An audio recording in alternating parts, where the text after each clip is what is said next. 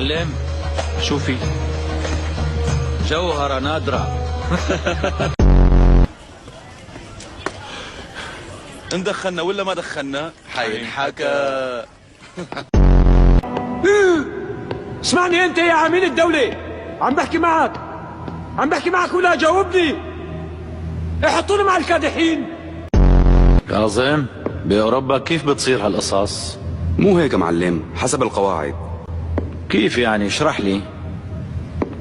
بياخدوا شعرة ومنها بيعرفوا كل شيء. انت اصلع نيالك. تنخفض الجريمة والكل برا بيتعانقوا وبيصيروا اصدقاء. واذا حدا مات بتكون انفلونزا الخنازير السبب. وانا بدعمك بهذا القرار يلي اخده. معلم اذا رح بتكون معي بالقرار ما بيهمني اذا هجموا علي بالمدافع والدبابات.